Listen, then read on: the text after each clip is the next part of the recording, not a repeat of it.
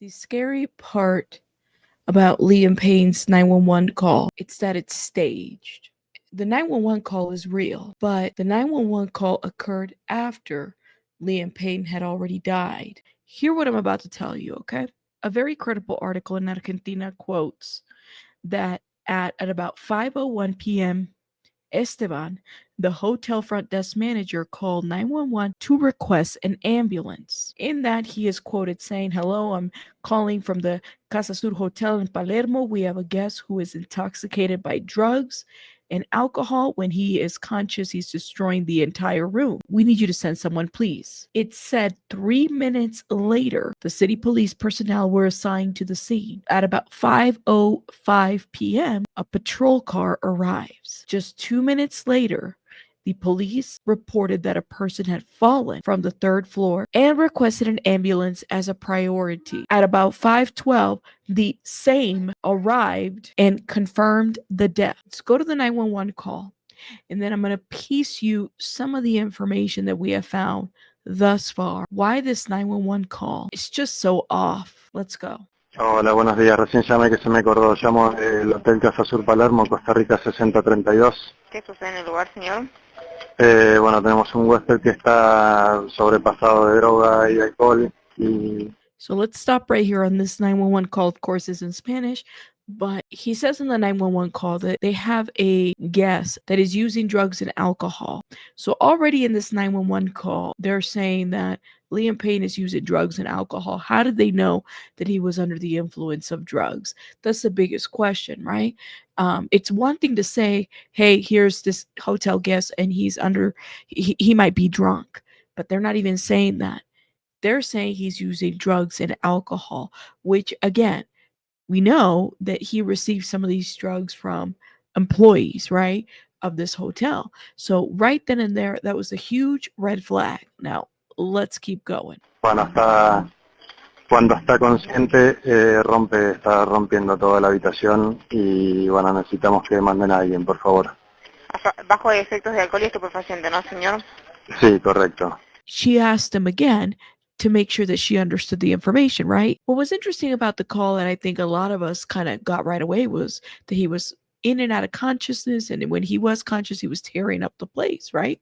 Which again goes back to the point of, why did it take them so long to call if he was doing all this destruction? Especially because we know there was this like wedding party that was happening at Casa Sur.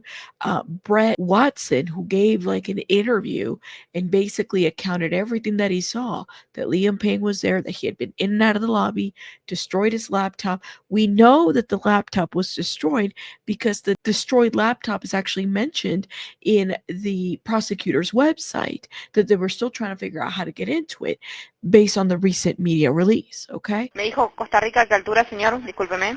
Costa Rica 6032.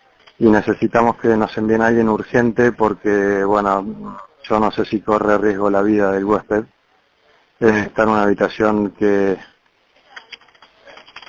tiene balcón y, bueno, estamos un poco con temor de que haga algo que le ponga en riesgo su vida. He says, we want you guys to send us somebody quickly because we don't know if his life might be in danger. And he says, well, you know, he's in a room with a balcony and we're a little afraid, and you know, and then he's pausing, right? And then the dispatch interrupts. ¿Hace cuánto que está ahí o es un hotel de vivienda? No, es hace 2 o 3 días que está acá. Comprendo, no sabría ningún dato porque no pueden ingresar, ¿no? No. You know, she interrupts him to ask him if this was like a long stay type of hotel, you know, asking details about the hotel specifically. So then he responds, no, it's only 2 or 3 days that he's been here. So then the dispatch, I thought this was a very interesting question. She says, correct. You wouldn't know any other details because you can't get in, right? Can't get in as in can't get in the room. We had multiple encounters with Liam. Multiple times had come down to the lobby, was causing a disturbance, kept being escorted back up to his room. There was an incident where he was very frustrated and was smashing his laptop in the lobby. And then the final time he came back down, he actually passed out in the lobby of the hotel, started looked like convulsing a little bit and had to be physically like taken back up to his room. We know that that's wrong. We know that they were able to get in because if you listen to what some of the guests are saying, he was going in and out of the room, that at one point they were bringing him in and out. There are Argentinian articles out there that say that instead of the hotel calling 911 to get help for Liam, they were actually calling Rogelio Nores. Casa Sur Palermo was contacting Rogelio Nores specifically. That Rogelio Nores had stopped by at one point to check on his friend and then left because he had to go run errands. So according to what people have said is he was acting out already and Rogelio Nores was like there to check on him. Then he decided to leave again. A lo que es el personal de SAME, también escuchó. Sí, lo que yo te pido es que venga alguien urgente porque, bueno... En la llamada se perfecto. notificó. ¿Algún dato más para aportarme? ¿Usted quién sería? And then he says, what I ask you is to have somebody come urgently, okay? Now, let me tell you why I think that this phone call is staged. I did a video yesterday where I translated what another witness who attended the Brett wedding party saw, right? And this witness, some of you guys believe her, some of you guys don't, right? This witness basically said that she saw what looked to be like a person falling and that she was in shock after it happened with Brett, right? They were looking at each other, they didn't know what to do.